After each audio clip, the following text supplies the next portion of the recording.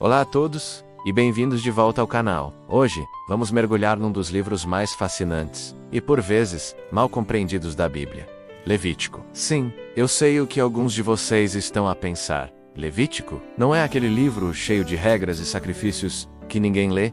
E é exatamente por isso que estamos aqui, para desmistificar Levítico e descobrir como ele realmente moldou o povo de Israel e, por extensão, a nossa própria compreensão de fé e santidade. Pegue um café, relaxe e prepare-se para uma jornada que vai além das cerimônias, direto ao coração do que significava ser o povo escolhido por Deus. Vamos lá. Quando pensamos em Levítico, muitas vezes a primeira coisa que vem à mente são rituais complicados e leis que parecem distantes da nossa realidade. Mas para o povo de Israel, Levítico não era apenas um livro de leis. Era um manual de vida, uma constituição divina para uma nação recém-formada que acabara de ser libertada da escravidão no Egito. Eles estavam no deserto, a caminho da terra prometida, e precisavam de um guia para viverem como uma comunidade santa, diferente das nações à sua volta. Este livro, nomeado em português a partir dos levitas menos a tribo encarregada dos serviços religiosos, é na verdade o Vaikra, em hebraico, que significa "e ele chamou". É Deus chamando o seu povo para uma relação mais profunda, para a santidade. E santidade, meus amigos, não é apenas um conceito religioso, é um estilo de vida que reflete a natureza do próprio Deus. Então, qual é o grande objetivo de Levítico? É simples, mas profundo: ensinar Israel a viver na presença de um Deus santo. Pense nisso. Deus tinha acabado de habitar no meio deles, na tenda do encontro.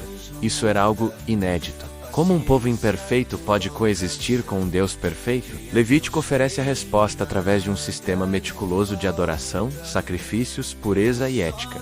Vamos explorar os principais pilares de Levítico. O primeiro são os sacrifícios. Sim, eles podem parecer estranhos para nós hoje, mas cada sacrifício tinha um significado profundo. Eles não eram apenas rituais vazios. Era uma forma de o povo expressar arrependimento, gratidão e devoção. Havia o holocausto, que simbolizava a dedicação total, e a oferta do cereal, em agradecimento pelas provisões de Deus. A oferta de paz, para celebrar a comunhão com Deus e com o próximo. A oferta pelo pecado e pela culpa, para expiar as transgressões e restaurar o relacionamento. Estes sacrifícios ensinavam uma verdade crucial: o pecado tem consequências sérias e exige uma reparação. E mais importante, eles apontavam para o sacrifício final e perfeito que viria no futuro, Jesus Cristo. Eles eram a sombra do que estava por vir, preparando o coração do povo para a vinda do Cordeiro de Deus, que tira o pecado do mundo. O segundo pilar é a santidade sacerdotal. Os sacerdotes, da tribo de Levi, tinham um papel vital. Eles eram os mediadores entre Deus e o povo, responsáveis por guiar as cerimônias e ensinar as leis divinas. Levítico estabelece regras rigorosas para sua consagração, conduta e pureza, porque eles representavam Deus perante o povo e o povo perante Deus. A sua pureza era essencial para a integridade da adoração e para a manutenção da aliança. Eles não podiam ter falhas físicas. Precisavam seguir dietas específicas, usar roupas especiais e manter-se puros ritualmente. Tudo isso para sublinhar a seriedade e a santidade do seu serviço. Eles eram a ponte, o canal, através do qual a nação podia aproximar-se de um Deus santo. O terceiro pilar é a pureza ritual. Levítico detalha diversas leis sobre pureza e impureza, que abrangiam desde doenças de pele e fluidos corporais, até o contato com cadáveres e certos alimentos. É importante entender que impureza aqui não significava pecado moral. Era um estado ritual que impedia uma pessoa de participar da adoração comunitária. Por exemplo, uma mulher após o parto era considerada impura por um período. Isso não significava que ela havia pecado, mas que precisava de um tempo de separação antes de se reaproximar da vida de adoração ativa. Estas leis ensinavam ao povo a importância da ordem, da higiene e da separação do que era mundano. Elas serviam como lembretes constantes da natureza santa de Deus e da necessidade de se manterem puros para habitar na sua presença. Eram lições práticas sobre como a santidade devia permear cada aspecto da vida diária, desde a alimentação até as relações pessoais. O quarto pilar, e talvez o mais prático para nossa compreensão hoje, são as leis morais e éticas. Além dos rituais, Levítico contém uma série de mandamentos que formam o coração da ética judaico-cristã. O famoso amarás o teu próximo como a ti mesmo, Levítico 19:18, está lá. E também proibições contra a mentira, o roubo, a calúnia, a exploração dos pobres, a idolatria e a imoralidade sexual.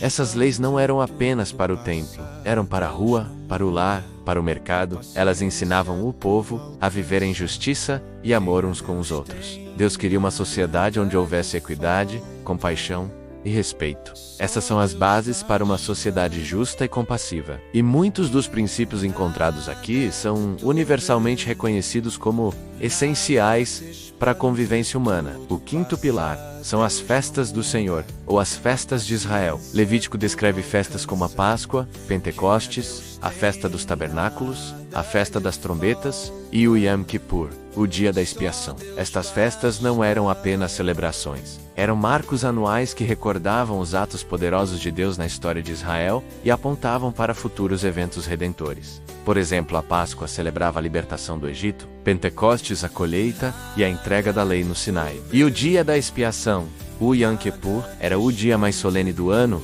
quando o sumo sacerdote entrava no Santo dos Santos para fazer expiação pelos pecados de toda a nação. Cada festa era uma oportunidade de o povo se reunir, recordar a fidelidade de Deus e renovar o seu compromisso com Ele.